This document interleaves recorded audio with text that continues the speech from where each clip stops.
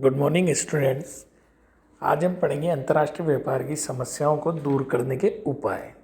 जैसा हमने पहले देखा था, अंतर्राष्ट्रीय व्यापार में कुछ समस्याएं आती है, जैसे आयात निर्यात के बीच में संपर्क की समस्या आती है, विनिमय दर में उच्चावनों की समस्या आती है, विनिमय नियंत्रण की समस्या आती है, वस्तु की पैकिंग संबंधी समस्याएं आती है। इस तरह की काफ़ी समस्याएं अंतर्राष्ट्रीय व्यापार में आती है।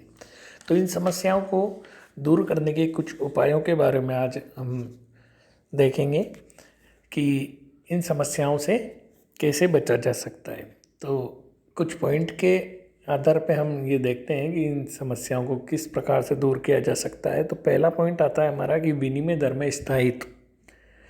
तो सरकार को प्रत्यक्ष हस्तक्षेप द्वारा विनिमय दरों में होने वाले जो उच्चावण होते हैं उसको सरकार रोक सकती है, डायरेक्ट इंटरफेयर करके। अंतर्राष्ट्रीय व्यापार सबसे अधिक प्रभावित विनिमय दरों में उच्चावनों के कारण ही होता है। विनिमय दर में जो उतार चढ़ाव की आशंका होती है उससे बचने के लिए अग्रिम विनिमय सौदे यानी फॉरवर्ड एक्सचेंज रेट का सहारा भी लिया जा सकता है।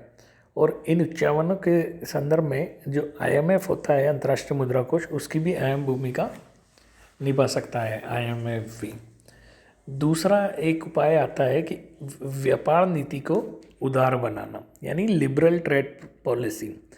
तो जैसा हमने देखा कि प्रत्येक देश की सरकार ने विदेशी व्यापार और विदेशी विनिमय पर नियंत्रण लगा रखा है। सभी देशों की सरकारों को क्या करना चाहिए कि यह नियंत्रण कुछ हद तक कम करना चाहिए। विकसित देशों को विकासशील देशों के प्रति थोड़ा उदार दृष्टिकोण अपनाना चाहिए। इन नियंत्रणों को कम करने के प्रति कितनी ही अंतर्राष्ट्रीय संस्थाएं अभी भी कार्यरत हैं, जैसे WTO, संयुक्त राष्ट्र व्यापार एवं विकास सम्मेलन।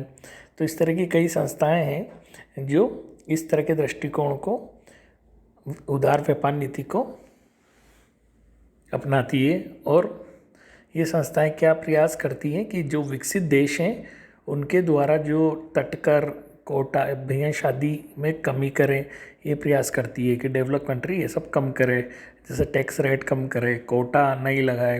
तो इसके परिणाम स्वरूप क्या होगा कि विकासशील देशों में निर्यात बढ़ता है। तीसरा एक इसमें आता है कि व्यापार की उदार शर्तें और विनिमय नियंत्रण में ढील देना। तो सामान्यतः विकसित देशों की जो व्यापार शर्तें होती है वो अनुकूल होती है। जैसे हमने देखा था, व्यापार शर्तें अनुकूल और प्रतिकूल हो सकती है। अनुकूल कब होगी? जब निर्यात ज़्यादा होंगे और आयात कम होंगे। और प्रतिकूल कब होगी? जब आयात ज़्यादा होंगे और निर्यात कम होंगे। तो जो विकसित देश हैं उनकी व्यापार शर्तें साधारणतः अनुकूल होती है, लेकिन जो विकासशील देश होते हैं उनकी व्यापार शर्तें प्रतिकूल होती है। इसका मेन कारण क्या होता है कि जो ये विकसित देश होते हैं, जो विकासशील देश होते हैं, इनके निर्यात कम होते हैं और आयात अधिक होते हैं। तो विकासशील देश विकासशील देश क्या करते हैं? प्राथमिक वस्तुओं का निर्यात करते हैं और पूंजीगत वस्तुओं का आयात करते हैं। इस कारण से इनकी जो व्यापार शर्तें रहती है विकासशील देशों की, वो हमेशा प्रतिकूल रहती है। इसके लिए जो अंतर्राष्ट्रीय संस्थाएं हैं वो प्रयास करके इन देशों के निर्यातों को बढ़ा सकती है, ताकि इन देशों की भी व्यापार शर्तें अनुकूल हो सके। एक इसका सुधार आता है कि विनिमय नियंत्रण में थोड़ी ढील देनी चाहिए। विनिमय नियंत्रण से अंतर्राष्ट्रीय व्यापार का जो विकास है वो अवरुद्ध होता है। जैसे सभी देशों को, विशेषकर विकसित देशों को क्या करना चाहिए? अंतर्राष्ट्रीय व्यापार बढ़ाने की दृष्टि से विनिमय नियंत्रणों को कम करने चाहिए या फिर समाप्त कर देने चाहिए। इसके फलस्वरूप क्या होगा? अंतर्राष्ट्रीय व्यापार में परस्पर एक तरह का सहयोग और सद्भावना बनेगी। एक इसका उपाय आता है कि पैकिंग व्यवस्थाओं में वृद्धि करनी चाहिए। अंतर्राष्ट्रीय व्यापार में क्या होता है कि दूर दूर से माल आयात और निर्यात किया जाता है। ये दो प्रकार से होता है, एक तो जल परिवहन और एक वायु परिवहन। तो कई बार इसमें वस्तुओं को चढ़ाया और उतारा जाता है, जिससे वस्तुओं के टूट फूट की संभावना रहती है। इसलिए पैकिंग की थोड़ी समस्या आती है। तो सरकार को क्या करना चाहिए कि पैकिंग के सस्ते और मजबूत तरीके खोजने चाहिए और सुविधाओं का विस्तार करना चाहिए। तो पैकिंग के चयन में उपभोक्ता की मनोवैज्ञानिक स्थिति को भी ध्यान में रखना चाहिए। अगला एक उपाय आता है कि सस्ते और तीव्र परिवहन के साधन होने चाहिए। अंतर्राष्ट्रीय व्यापार के तेजी से विकास के लिए अनिवार्य क्या है कि सस्ते और तीव्र परिवहन साधन उपलब्ध हो। सामान्यतः विदेशी व्यापार में एक तो जल परिवहन यूज़ होता है और एक वायु परिवहन उपलब्ध है। ठीक है, तो अंतर्राष्ट्रीय व्यापार में मेन तो जल परिवहन द्वारा ही व्यापार होता है, लेकिन इस परिवहन की गति बहुत धीरे होती है और यदि वायु परिवहन की गति तेज है तो इसकी लागत बहुत ज़्यादा होती है। तो अंतर्राष्ट्रीय व्यापार की वृद्धि के लिए परिवहन के साधनों का भी विकास और विस्तार करना चाहिए। अगला इसमें आता है कि गोदाम सुविधाएं दुरुस्त करनी चाहिए। तो अंतर्राष्ट्रीय व्यापार में लदान के पहले और लदान के बाद दोनों समय माल को सुरक्षित रखने की एक समस्या आती है। तो जो इंटरनेशनल ट्रेड है उसकी गति तीव्र गति से वृद्धि हुई है, लेकिन माल के जो गोदाम होते हैं उनकी सुविधाओं में कोई विशेष परिवर्तन नहीं आया। तो उपयुक्त गोदामों के अभाव में क्या होता है, वस्तु के खराब होने का भी खतरा रहता है, जिससे अंतर्राष्ट्रीय व्यापार में कमी आती है। तो अगर अंतर्राष्ट्रीय व्यापार में वृद्धि हुई है तो सरकार को क्या करना चाहिए, एक उच्च कोटि के ताप नियंत्रक गोदामों का तीव्र विकास करना चाहिए। अगला इसमें आता है कि वित्तीय सहायता, फाइनेंशियल हेल्प भी करनी चाहिए। जैसे अल्प विकसित और विकासशील देशों के पास क्या होता है, फाइनेंस की कमी होती है, लेकिन उन्हें अपने आर्थिक विकास के लिए क्या पूंजीगत वस्तुओं का आयात तो करना ही पड़ता है। तो इन आयातों के भुगतान के लिए विदेशी मुद्रा की आवश्यकता होती है, जो इन देशों के पास उपलब्ध नहीं होती। तो विकसित देशों को विकासशील देशों को उधार में इन वस्तुओं का निर्यात करना चाहिए या फिर उनको वित्तीय सहायता करनी चाहिए, जिससे वो अपनी पूंजीगत मशीनें वगैरह आदि निर्यात का आयात कर सकें। अगला था कि राशि पतन पर भी प्रतिबंध लगाना चाहिए। जो ये डंपिंग होता है उस पर भी थोड़ा सा प्रतिबंध लगाना चाहिए कि सभी देशों को राशि पतन पर प्रतिबंध लगाना चाहिए। राशि पतन की नीति घरेलू उद्योगों का विकास बाधित करती है। जो राशि पतन से क्या होता है कि जो डेवलप कंट्री है वो अपने माल का प्राइस इतनी कम कर देते हैं कि दूसरे जो विकासशील देशों की वस्तुएं होती हैं वो उनके सामने टिक ही नहीं पाती। तो इसलिए राशि पतन की नीति जो होती है वो छोटे उद्योगों, घरेलू उद्योगों को बिल्कुल ख़त्म कर देती है और दीर्घकाल में क्या करती है, फिर ये उपभोक्ताओं का शोषण करती है। तो राशि पतन की नीति को बिल्कुल प्रतिबंध लगा देना चाहिए। नेक्स्ट आता है कि भुगतान प्रणाली सरल बनानी चाहिए।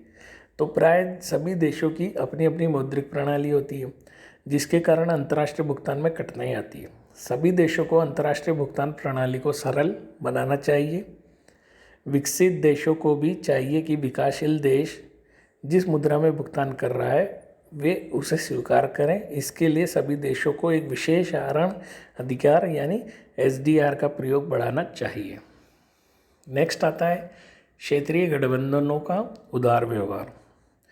आज क्या है कि पूरे वर्ल्ड के जो भी डेवलप कंट्री है उन्होंने आपस में मिलकर संगठन बना लिए हैं। वे आपस में उदार शर्तों पर आयात निर्यात करते हैं, लेकिन बाहर के जो देश हैं यानी इन संगठनों से बाहर के जो देश हैं या गैर सदस्य देश पर नियंत्रण की नीति ये अपना लेते हैं। इससे अंतर्राष्ट्रीय व्यापार के विकास के दृष्टिकोण से सभी अंतर्राष्ट्रीय संगठनों को क्या करना चाहिए कि गैर सदस्य देशों के साथ भी उदार नीति अपनानी चाहिए। अगला आता है राजनीतिक जोखिमों से मुक्ति।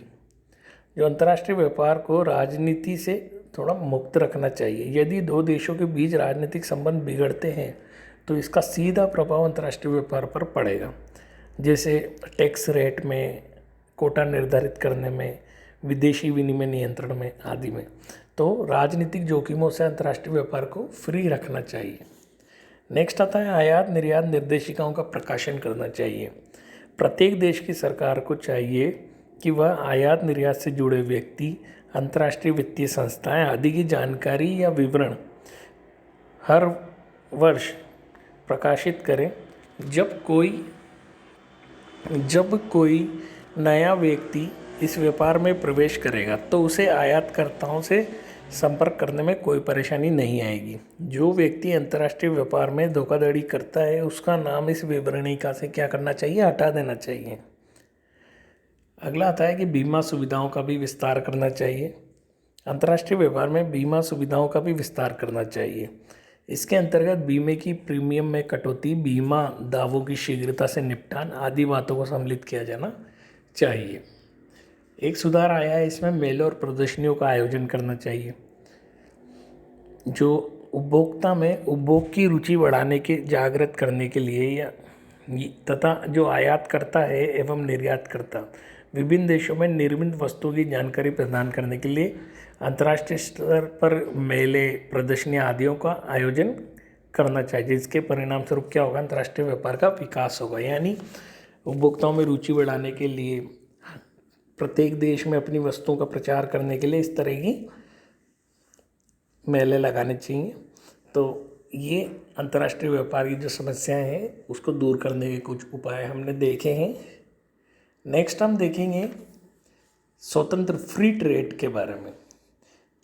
तो अब तक हमने देखा है अंतर्राष्ट्रीय व्यापार के लाभ, अंतर्राष्ट्रीय व्यापार से होने वाली हानियाँ, जो जो समस्याएं आती हैं उनके बारे में देखा है, उन समस्याओं को दूर करने के उपायों के बारे में देखा है। तो आशा करता हूँ इंटरनेशनल ट्रेड के बारे में हमने जो देखा है उसका अब रिवीजन करेंगे और नेक्स्ट लेक्चर में अपन पढ़ेंगे फ्री ट्रेड के बारे में। तब तक आप स्वस्थ रहिए, खुश रहिए।